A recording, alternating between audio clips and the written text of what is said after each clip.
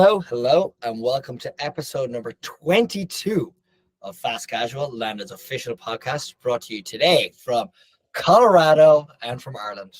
Quite a distance. My name is Alex Mann, and I'm your host again, and it's great to be back this week. As I like to say, every restaurant has a story, and so without further delay, let's get the show on the road. I'm delighted to say that I'll be chatting with Jeff Kennedy, the founder and head dish dog at Moe's Original BBQ. Say hi there, Jeff. Hey, Alex, how's it going today? Appreciate you having me for a minute to talk about business. You're my first dish dog. I'm delighted to have you on. Like, this is unique. Do you want to give us a bit about yourself there? Tell everybody who you are, what you do besides dish dogging, and a bit of insight into the man himself. Yeah, so my name is Jeff Kennedy. Like you said, I grew up in North Alabama, Huntsville, Alabama, and went to the University of Alabama. Started there. I was always interested in hospitality. I found in high school that I was good at throwing a party, and so I decided maybe I should try to find a career path that lent to that. And so going into college, I was always in the bar scene and the restaurant scene for work, and hooked up with my current partner there. Started working for him through college to make a living, and we ended up coming out. He came to culinary school at Johnson & Wales, Mike Fernandez, and came out to culinary school, and then I followed quickly on his heels as soon as I graduated, because I knew I wanted to be in a ski town to spend my life. And so we were able with Ben Gilbert, our third partner, we were able to go out and buy an old hay trailer and convert it into a legal kitchen and put it on the side of the road here in Vail. And we opened up, built a pit out of my landlord's junkyard, just an old 500-gallon diesel barrel. Started smoking meats on the side of the road in Vail. And the first summer we sold out about 100 days straight, and realized that we were onto something, and kind of just took it from there. That's unreal. And when you say like there were 100 days, were there just lines around the block to kind of come in and like try it, or how was it hyped? Yeah, it was it was really cool. We had this vacant corner, and it's just a gravel lot, and we set up some hay bales and for the seating out in the lot, serving out of this trailer, burning a big fire up in the smoker, and so the cars just started coming, and we were kind of blown away by the immediate interest. And it's just something really different out here. Growing up in Alabama, it's barbecue and soul food is part of our being. And out in Colorado is more of a melting pot of the world, and so we were able to introduce our southern roots into kind of a new area, and it was super fun, really exciting summer. I mean, we were doing sun tea just in gallon jugs. And it was very rudimentary setup that first summer. So that's amazing. And you know what's interesting? One of the first podcasts we did was with the guys from Dave's Hot Chicken, and I'm not sure if you've come across that brand at all. And they came out of LA, and they're very young, like they're guys in their 20s, maybe like early 30s now, and similar kind of thing where they were kind of literally, I mean, if you read their story, they were like roasting chicken in like barrels, like drums, and people were coming from far and wide to like line up for this extremely hot chicken. And I've had it, and it is very hot. And like I think about that in the sense of yours, because like if you think about it as well, like how long ago was this now? This was how many years? Like 20, 30? Yeah, this was in 2001. So about 22 years ago. And that's like so incredibly organic, in the sense that like there wasn't like TikTok or there wasn't like Instagram to kind of like, there weren't influencers to sort of capture that sort of like insane audience and insane like demand. Like it was all 100% organic, which is like even more fascinating. Yeah, totally organic. And that's kind of how we've continued to grow, Alex. We from that point, we got a couple of our restaurant friends involved, and started. We initially thought that we could live this dual lifestyle between Vail, Colorado, and Orange Beach, Alabama, and live the best of both worlds in our eyes. And so we went to Orange Beach and kind of did our first spur off of here with one of our friends and employees from Alabama. And so then we started with a mountain scene and a beach scene. And I think we quickly realized that it took a lot more work than just having fun at the beach and in the mountains. But that was, and we've always really grown organically from that point. You know, we've grown from within the brand, employees and friends, family, kind of taking it to their favorite resort towns, their college towns, whatever it may be. So a pretty organic growth so far. Yeah, that's amazing. I mean, how many locations now are there in total? We got 51. Like, I mean, that's insane. Isn't that just amazing? So like 51 locations. That is like, you know, I always say, you know, I hear this a lot. Like, I mean, I speak to a lot of your peers that are like, are people who have like 50, 100 locations, whichever. And one of the things I definitely kind of feel that I hear from people is that like that 0 to 1, to get that first one, to get those first 2, those first 5, is just this gargantuan sort of like, how do we make this happen? And then to get to the next 50, it's like you kind of have like that sort of like, you know, are more comfortable at getting to 50. Has it been like, was it kind of like that a story for you as well, where like those first couple, you're like, oh my God, this is insane. And now you're like, we kind of got it down. I think so. I think it was, certainly like that. We never started the brand to turn it into a franchise, which we actually call it a franchise because we kind of view the model a little differently. We try not to be as franchisor heavy, but more of a partner. You know, it's very much a two-way street to us. It's, you know, if they succeed, we succeed, and vice versa.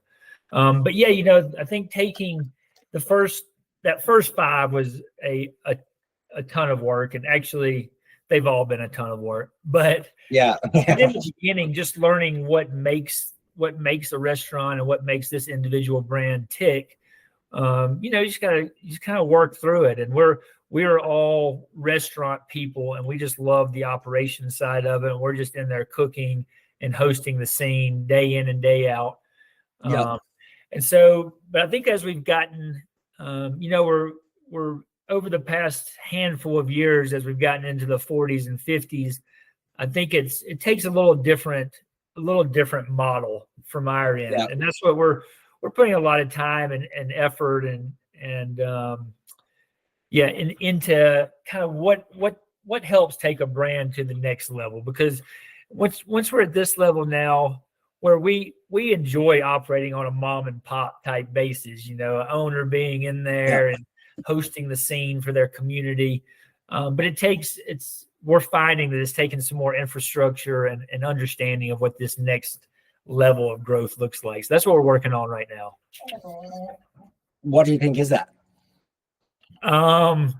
Just putting you on the spot right now, you know? Yeah, I don't know. I think ultimately it just takes good people. You know, we have a super badass franchise team, small but super skilled and very diversely skilled, which is cool.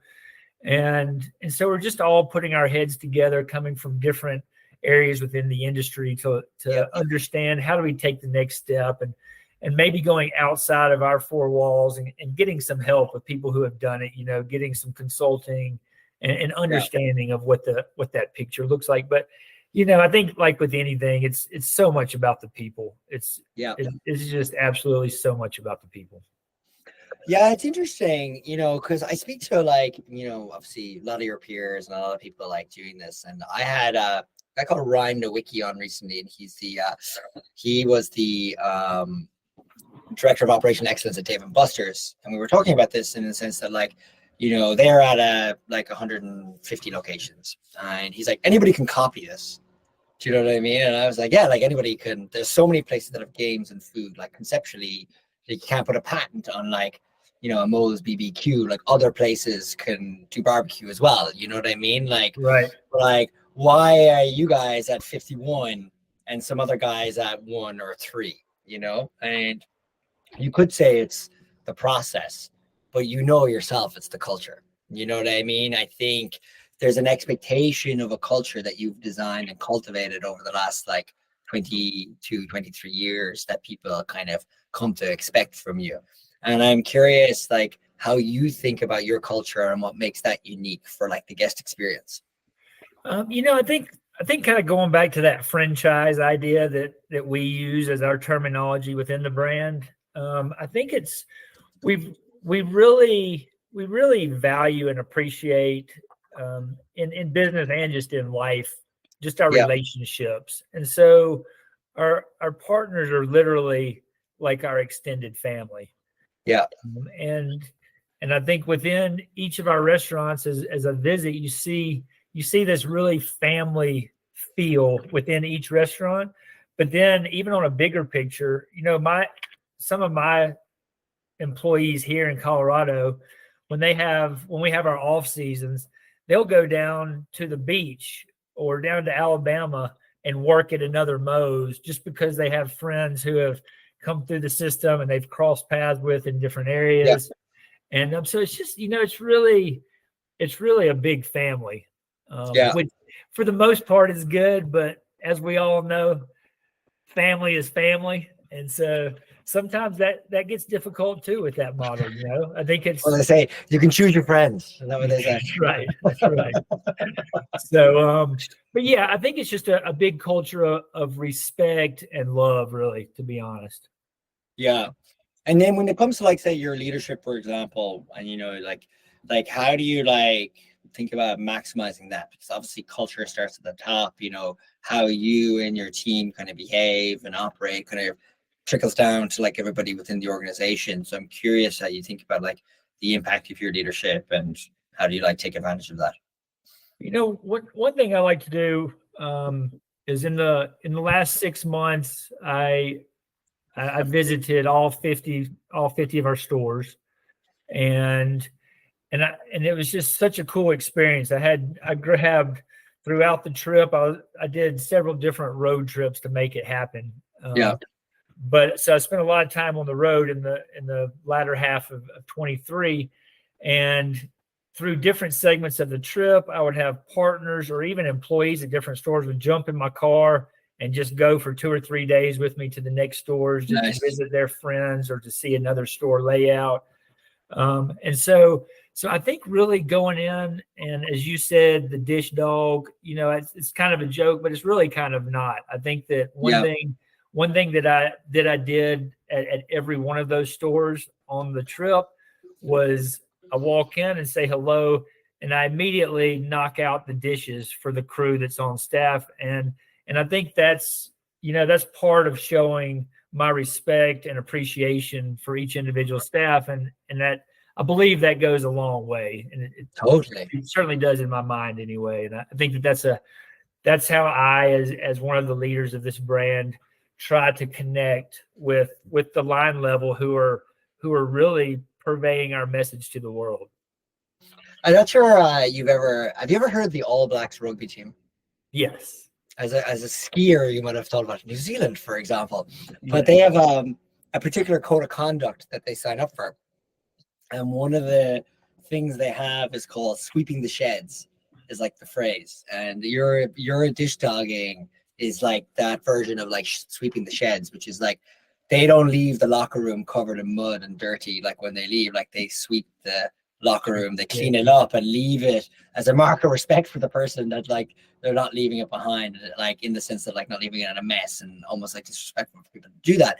And I always think about that myself, just in terms of like, if I had a rugby team, that's what I would hope they would do.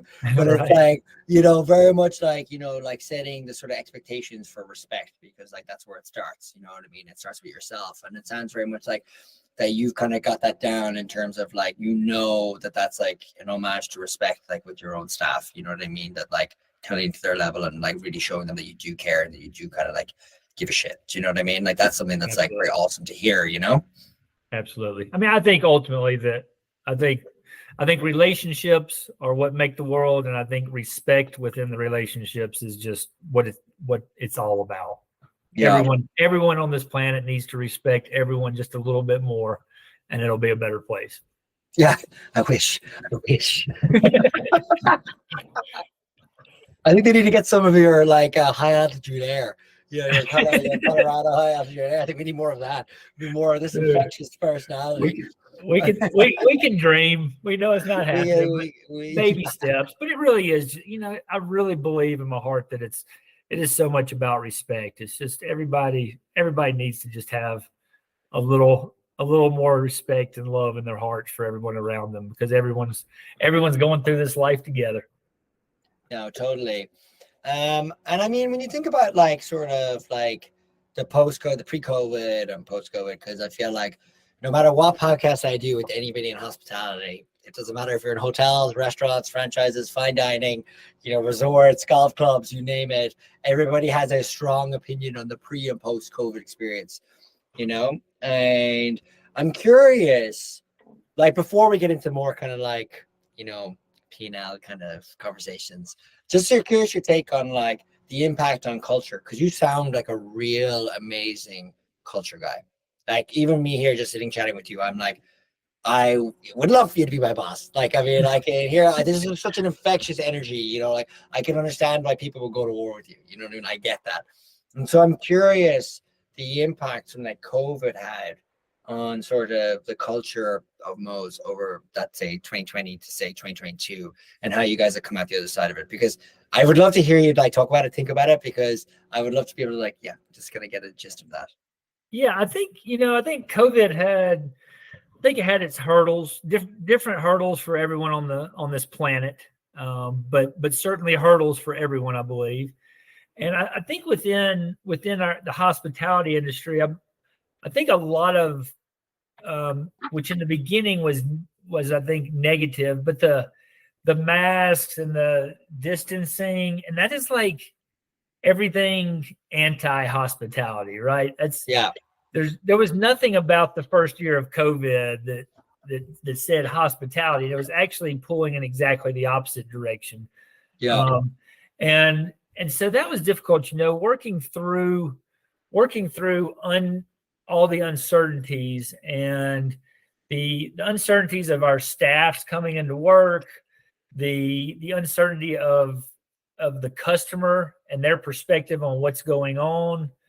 Yeah. And so for us, we jumped back in. Our franchise team jumped into our couple of restaurants out here in Vail, and just tried to kind of navigate those waters for that first 6 or 8 months. Yeah.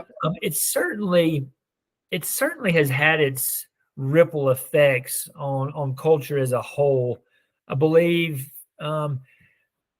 it seemed like the frontline workers across the world really got put on the spot, really went the extra mile to make the world continue to flow. Yeah. And so I think one thing that happened is a lot of us who were doing that really got beat down and worn down from the relentless hurdles and restrictions and lack of respect and lack of communication. And so I feel like within our industry, we lost a lot of really good people from COVID. And I hate to see that. I think it's really coming back now. And I think people, with my career path, I'm really trying to reignite this spark of hospitality everywhere that I can touch, within my brand, within my community, everywhere that I can go and be a part of that, because I believe hospitality is such a thread of America, and America is a badass country because we work hard and we play hard, and we can't forget the work hard part. I think some of the negative side of what COVID did, I think, was it really changed the work ethic a little bit. I think there was a lot of money given out. Some of it 100% needed to go into the hands it went into. Sometimes I believe that money kind of had some ulterior outcomes for our world. And so just really, I believe that reigniting this love for hospitality and love for welcoming your community into a space to enjoy themselves around food and family and community and good music and all the things that are good about this country and this life, and just reigniting that spark, really. That's like I love that. Like in the sense that like I hear that and I'm like, reigniting that spark, because I think like, again, like I also like refer to your peers, like I feel like a lot of people are trying to figure that part out. Like you're acknowledging it, but I think people are still getting to that point of like, how do we reignite that spark for hospitality and reignite that spark within our group of restaurants? Because like, it's almost like guest experience has changed, in the sense like what they want, like demands from guests themselves has changed. I hear that a lot. And then obviously to your point, like the employee experience has changed, like working in a restaurant has like fundamentally changed for so many people, like technological innovations in the restaurant have changed how the restaurant kind of operates, at the sort of like the pay has changed, different places are offering more money to the same audience. So it's like, are people as willing to stay? It's almost like I was thinking about this recently, which is like, I'm not sure if you've ever seen the TV show The Bear, Oh yeah. and it's like, can that place even survive anymore? Is this just a myth? Is this just like a figment of our imagination that a restaurant can behave in such a way to people that people will be willing to stay? Right. Like as in, I was listening to Kitchen Confidential on an audiobook, and Bourdain is there talking about his experience in New York City kitchens, and it's like, there is no way even any of this stuff is like probably legal, let alone like a practice. And I'm like, in my head, I'm like, this stuff has changed for the better for like employees. And it's like, I guess it's like, how do you as a leader, is it almost like adapt to them versus them adapting to you? That's a great way to put it. I think that's what we as a leadership team are really working on. I think you said it perfectly. Is how do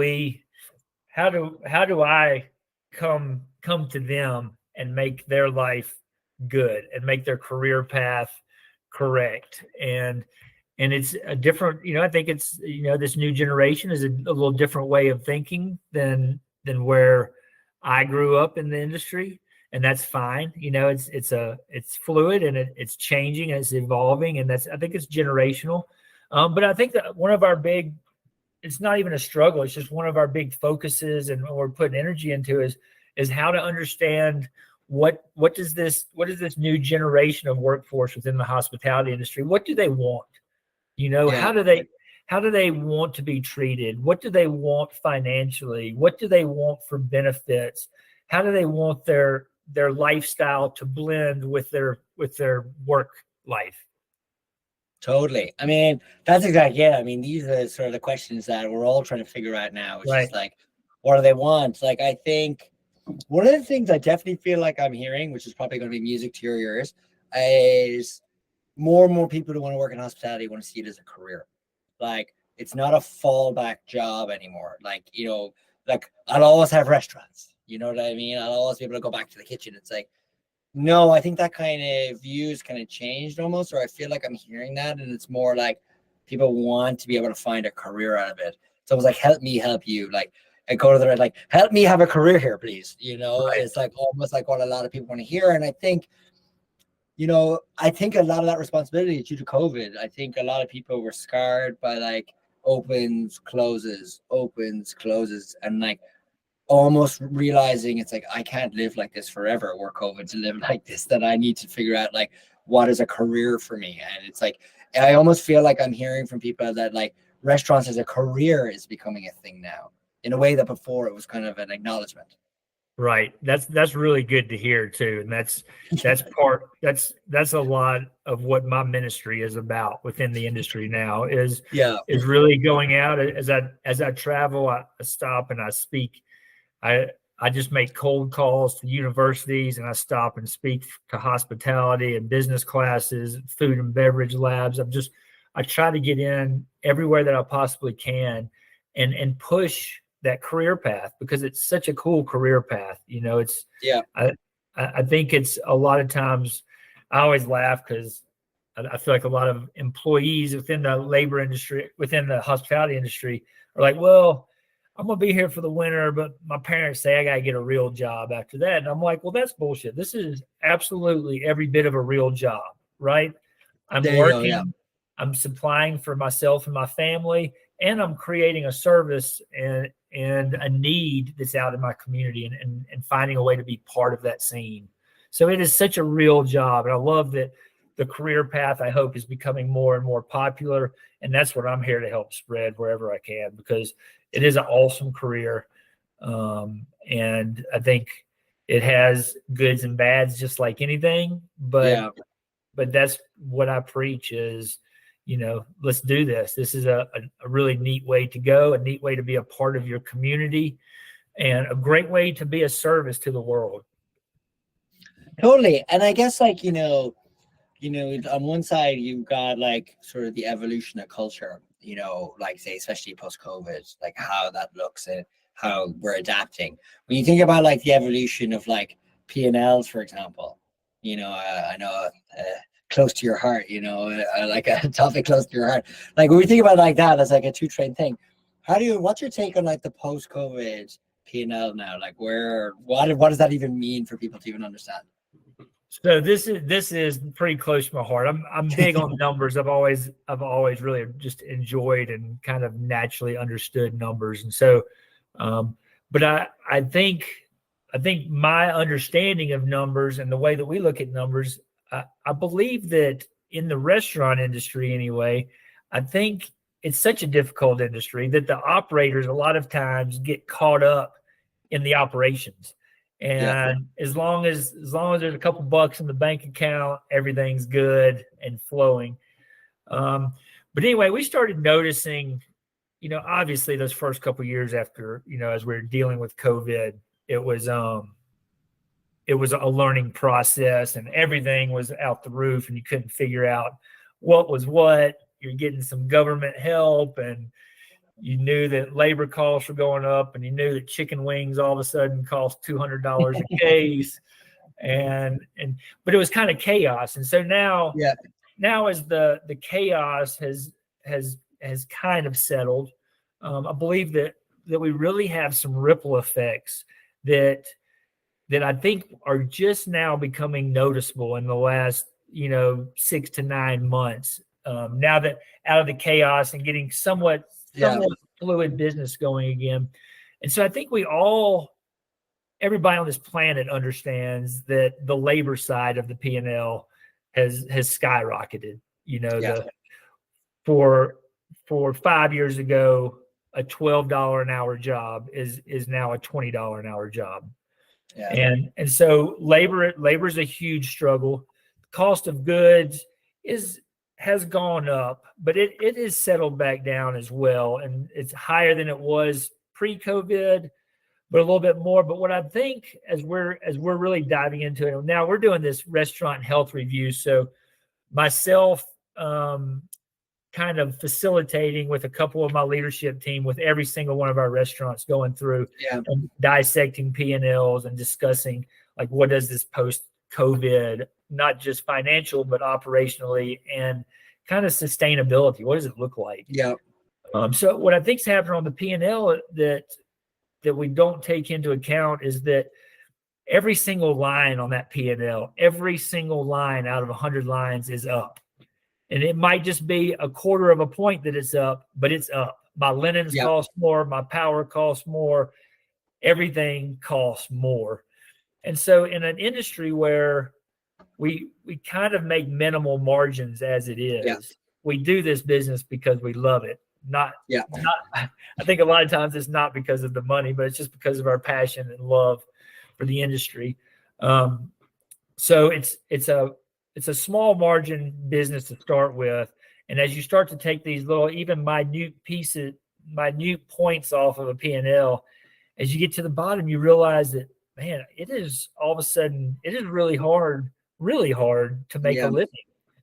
And so I think we're seeing prices at restaurants go up drastically everywhere you go, from fast food to fine dining. I've been hearing some of the fine dining scene is almost hitting kind of a top end. Maybe it's like, how high is the consumer going to continue to push? And so that's something we're struggling with barbecue, because we started this brand with the idea of it being a value-based brand. We take raw products and cook them with some TLC, and we're able to get that product out for a very, value-based price. And so as we look at raising prices, we're like, where is this threshold? We always thought that the barbecue sandwich meal would be $10, and that's not the case anymore, and so just understanding that where in the past our food costs, we want to keep somewhere around 29 or 30%, but now really to cover some of those other expenses, I'm having to get my food costs down, really below 25% so that I can cover these other areas that used to just fit into your basic P&L guidelines. And that's not the case anymore. So it's really interesting. And we're going really deep with trying to understand what direction we're going with menu pricing, totally, offerings, and understanding, because we need to make a living as restaurateurs. We need to make a living, and we need to make a decent living because we work hard. And so it's just an interesting right now trying to understand where our price is going to cover our basis, and at what percent do restaurant owners, when do they say that it's just not worthwhile to operate, right? Because you can go get a job now and make 6 digits for doing minimal work, and in the restaurant as an owner, like I wish. So that's some of the, I think, post-COVID P&L that our team's working a lot with, and I think it's something the whole industry, I'm sure, is totally working behind the scenes to understand. Do you know what you reminded me of when you were talking about the barbecue sandwich there? You know the famous story of the Costco hot dog? No. Where the CEO was like, one of the analysts came in and was like, we can't sell this for $1.50 anymore. And he famously was caught, I think, on record saying, the guy goes, we're losing our rear ends. And the guy goes, if you raise that effing hot dog, I'll kill you. And it's basically like, this is the thing that we sell. You know what I mean? Like, people come for the $1.50, and the price hasn't changed in like 40 years, but every analyst is screaming at him constantly. I think about that, in the context of what you're saying, it's like, knowing where and how, and, it's like a mathematical equation for you as a maths guy and a numbers guy. I mean, if you think about every single thing that goes into, if you're looking at the minutia of the numbers of what makes up a barbecue sandwich, you look up what's the experience of like keeping the lights on inside, and it's like bringing it down to like, it's like very kind of basic kind of figures.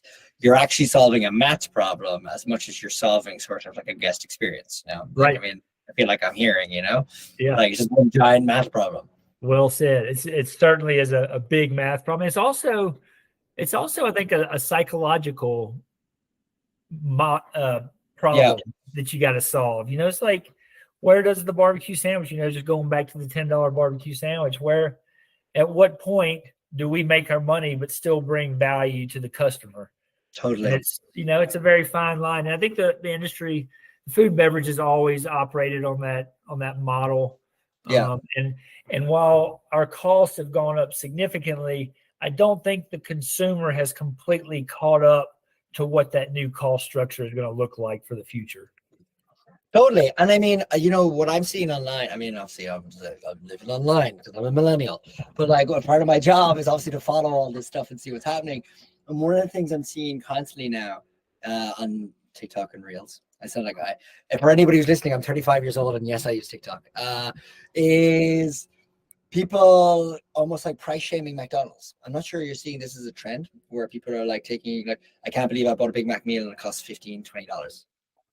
Which is like, right. And I think they're at the point that you're talking about, which is like, how much can you raise the price without like destroying the value of what you're selling?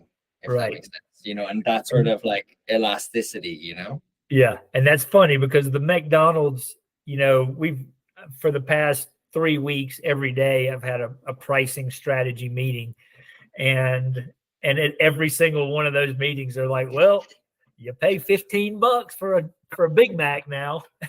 And so, I don't know, McDonald's might have overcome that threshold, and they might be pushing some business away, which is what we're, it's a delicate situation for all the brands. You got to kind of figure out where your brand fits, but totally. And I mean, to the point you're saying, this sort of post-COVID P&L, it's like, you're not the only ones that are kind of going through this, like from the largest brand in the history of like restaurants and McDonald's to you guys and everybody in between, like solving like the P&L seems to be like, this enormous sort of burden. And I wonder, when you're saying like labor is like the biggest cost on that P&L, for example. So when you think about labor, for example, and you think about like the humans you bring into your restaurant, the cost of even getting humans into the restaurant is like probably like so difficult and so expensive. Like, hiring, rehiring is like, it sounds to me like, keeping, obviously everyone says they want to keep their employees, but like,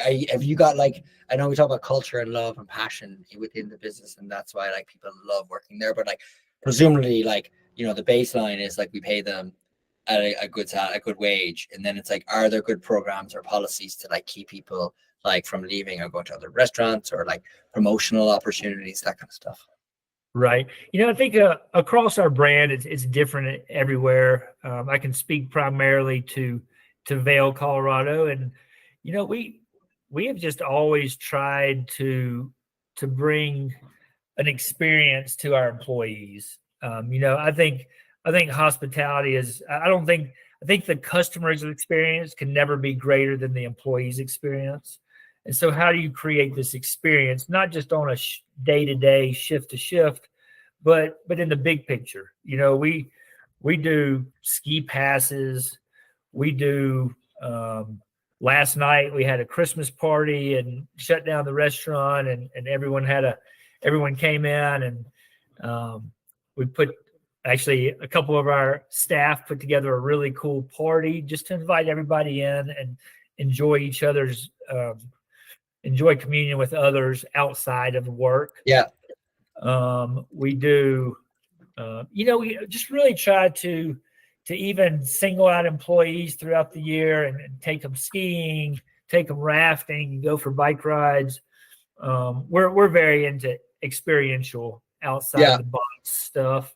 That's all. So I'm not sure that I'm not positive that. Well, actually, I don't think that it's all financial anymore. I don't think that that dollar amount, although we've taken the dollar amount up considerably in the past few years, so it has something to do with it. But I don't think that's really the driving factor anymore. And I can't say that I know what it is, but I just keep trying with experience and relationships to find the sweet spot in everyone's career path. I think you're definitely hitting on something there. It's like what I hear anecdotally, I guess, is that it's not just about the dollar anymore. Like they can get dollars anywhere else. Like you're in a restaurant and you pay somebody 21, 22, they can go get 23, 24, 25 somewhere else. Like, so they're not moving. And we were speaking earlier about, like people are seeing this more of a career. So it's like, why would you, I think the psychology of like, if you went somewhere, why would you move for $1, 2 extra when you feel like you have a path for success in that particular place? So like, I think it kind of goes back to that like, I think people look for those kind of like growth opportunities within the organization. And, that kind of psychological safety of knowing that there are more benefits, like healthcare is kind of provided now. Like that's like huge. Right. You know what I mean? Yeah. Like, and people, oh my God, I'm covered for that. Like that matters, those little kind of policies in place. That difference in $1, I don't think speaks a lot of value to somebody. I hear a lot about people who like GMs leaving for a $3,000 raise in a different restaurant.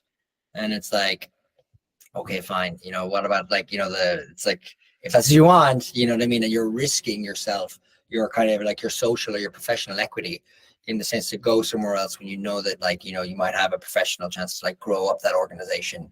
And so I honestly, I would subscribe to your opinion. I mean, just from what I hear from everybody doing this podcast is like, no, it's not necessarily just about like that dollar. Because if it was, and this is an interesting thing I've definitely heard from people, is like Amazon and DoorDash are staring right at you guys. And they're like, we can hoover your talent. Like we're in the same playpen for talent. Like hourly workers, Amazon are in there, and they can offer $24, $28 an hour. And they can say you won't have a manager screaming at you. You can wear your headphones all day and you can just work in this factory. Yeah. But people are not going there. You know what I mean? I mean, they are obviously. I mean, they're doing very well, but I mean, Right.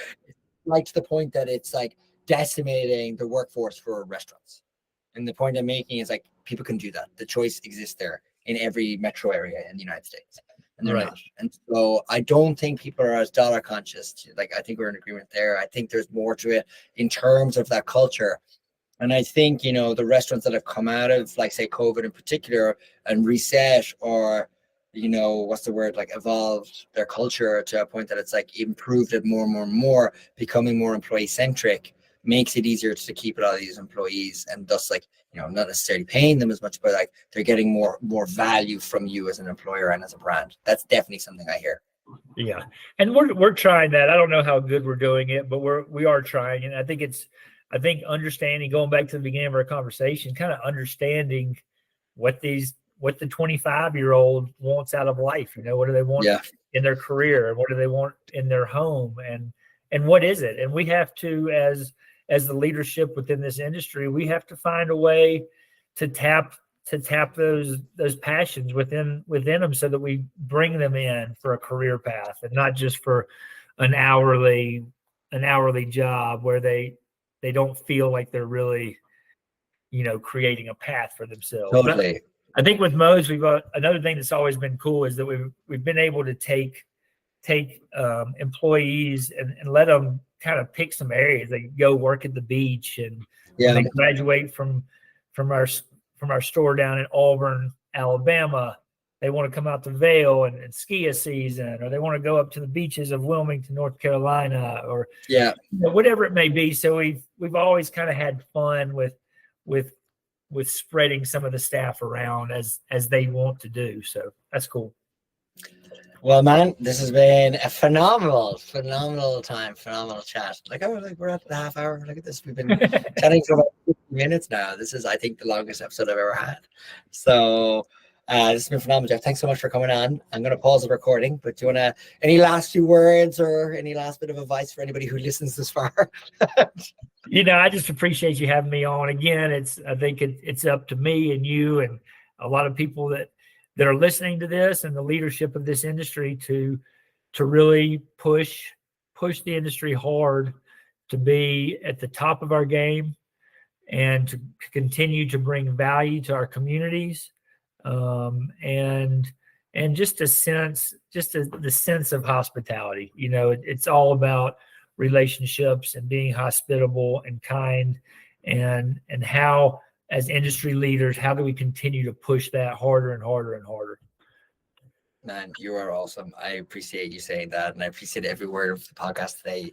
You've been a star. You're a gent, and you've been a star. I really, really appreciate it. Thanks, Alex.